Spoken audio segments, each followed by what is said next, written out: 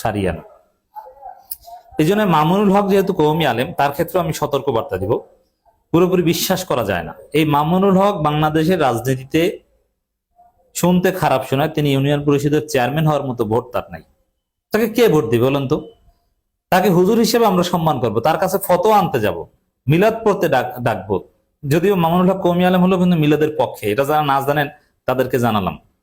Overall কওমি আলেমরা মিলাদ কিয়ামের বিপক্ষে, কিন্তু মামুনুল হক আবার এগুলোকে সরাসরি বেদাত মনে করেন না।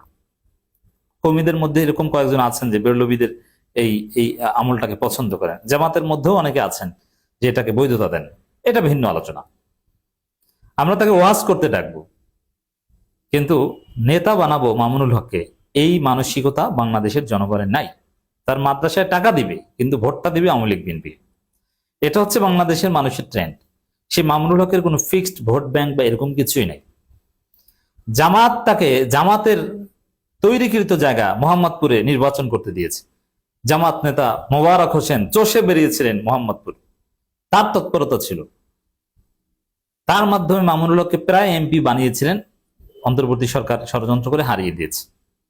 এবং জামাত জোটের সাথে ছিল বলেই মামুনুল হকের প্রতি একটা আলাদা আকর্ষণ তৈরি হয়েছিল, নইলে ভোটের রাজনীতিতে মামুনুল হকের কোনো আকর্ষণ ছিল না। চরমোনার নেতাদের চাইতে কি মামুনুল হক বড় নেতা হয়ে গেছেন? কখনোই না। তো চরমোনার নেতারা এক একজনে ভোট পান 4,000 5,000, আর সেখানে মামুনুল হক এমপি হয়ে গিয়েছিলেন। এটা জামাত তাকে এই পর্যায়ে এনেছিল, এবং মামুনুল হকের দলের 2 জন এমপি নির্বাচিত, জামাত বানিয়ে দিয়েছে। একজন মহিলা এমপি দিয়েছে জামাত, না দিলে কিচ্ছু করার ছিল না।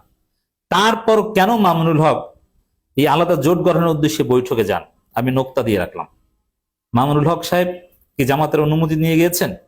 আলাদা কোনো জোট গঠন করতে যদি তিনি যান, যদি হেফাজতের সাথে বৈঠক করেন, জামাতের অনুমতি নিয়ে বলে যাওয়া উচিত।